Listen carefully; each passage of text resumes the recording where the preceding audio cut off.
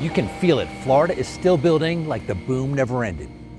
Foundations pouring, models opening, incentives plastered on every single sign, but under all of this progress, the rhythm is changing.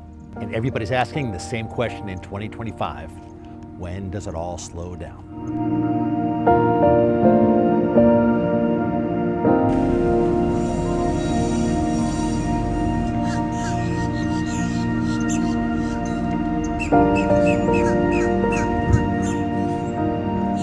The real question for 2026, what happens when it does slow down? And make no mistake about it, this is not fear-mongering, this is just pattern recognition. We have reached a point where optimism and math just don't agree anymore.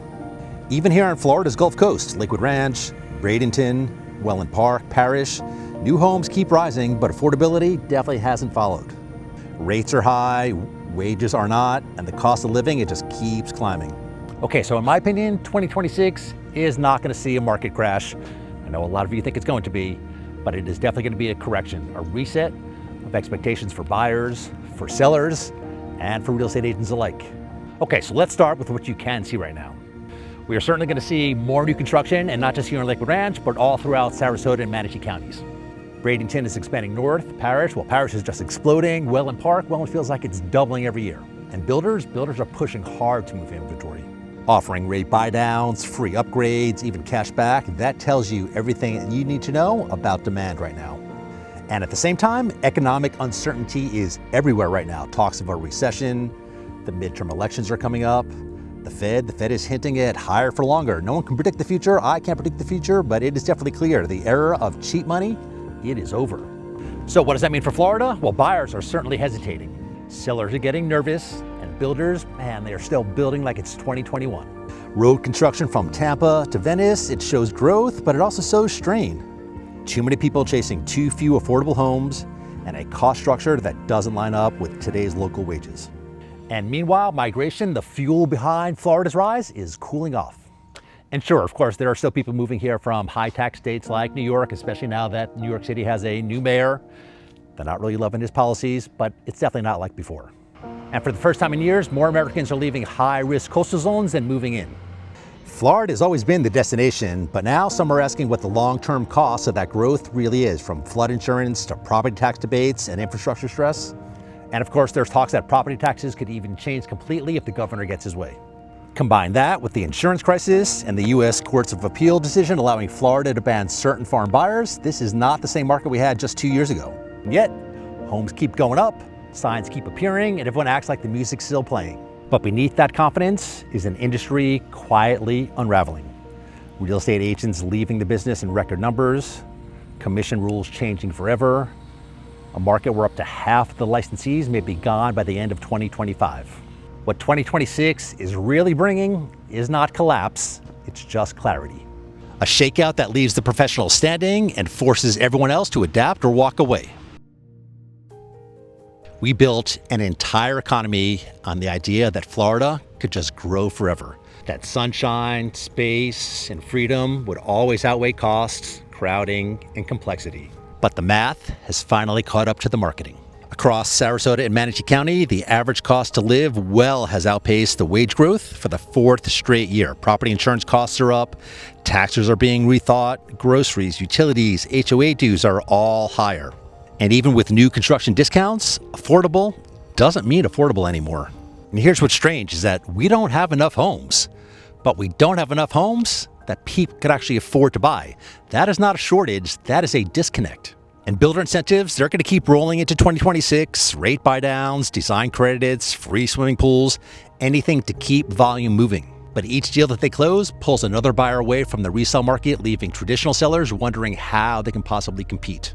And for home sellers in established neighborhoods, that is the quiet competition that nobody seems to be talking about, because you're not just competing against your neighbor anymore, you're actually competing against the builder offering incentives and upgrades that you just can't compete with.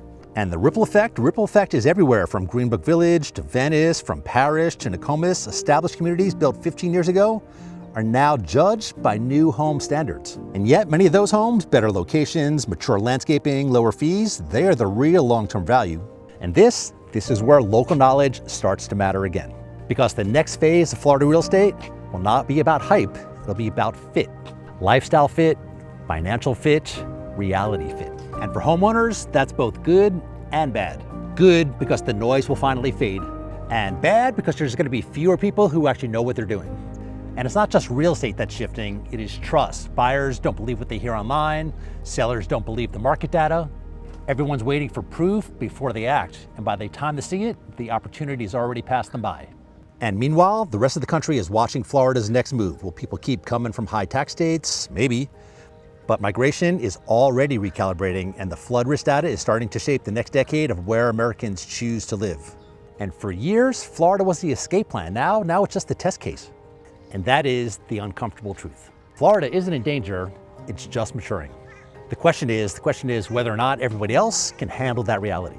You know, I think a lot of people who move to Florida forget that Florida isn't just one story. It's not just sunshine and new homes. It's actually people who've built their lives here, who've watched neighborhoods evolve, who have seen boom years and slowdowns before. And the truth is, we're not in trouble. We're actually just entering a new phase, one that rewards patience and punishes impulse. Because for every new home that goes up, there's an older one becoming somebody else's opportunity. And for every buyer hesitating, there's a seller trying to make sense of what value really means now. And that is what a maturing market looks like. It slows down just enough for reality to catch up. And in neighborhoods like Greenbrook Village, where Jessica and I live, people are starting to ask bigger questions. Do I stay? Do I take the profit? Do I move further out east? Do I buy new? Do I invest in what's already proven? Even as the state keeps growing, not all growth feels the same anymore. Bradenton feels different than Venice. Lakewood Ranch feels different than Parrish. And the people moving here now, they're not chasing palm trees. They're chasing stability. So what 2026 really is about isn't risk, it's about acceptance. Accepting that Florida isn't the bargain that it used to be. Accepting that this is a real market again. Because change isn't the villain, it's just what happens next. And maybe that's the best way to look at all this, not through fear or nostalgia, but through a simple question. How do we move through this chapter wisely? Let me say that again. How do we move through this chapter wisely? So whether you're buying or selling or trying to understand what's really happening, this is the moment to get clear. Because 2026 is not just another year, it's the year that the market grows up. The market will keep shifting, the headlines will keep changing, and every year, somebody will say that Florida's moment is over. But if you live here, if you really live here, well then you know better. Florida doesn't fall apart, it just evolves. 2026 is not a warning, it's just a reset for buyers and for sellers and for the people who still believe that this is a great place to live when you make the right decisions for all the right reasons. So if you're thinking about making the move to Sarasota or Manatee County, this is where I am, this is where I can help you. You can scan this QR code on the screen, hit the link in the description down below. That's going to go to my calendar, schedule a 15-minute discovery call. There's no pressure, there's no obligations. We'll talk you through your goals, through your timing, and the strategy that actually makes sense right now. But if you're still figuring out where in Florida is right for you, that is where Find Your Florida Now comes in. We'll connect you with a vetted local real estate professional who actually lives and works in the community that you're curious about, someone who knows the trade-offs before you even pack a box. Because finding your place in Florida isn't about chasing the next boom, it is about understanding the chapter that we're all walking into and writing yours with a little more clarity. My name is Adam Miller with the 941 Lifestyle Group, based right here in Lakewood Ranch. I appreciate you watching. We'll see you in the next video, everyone.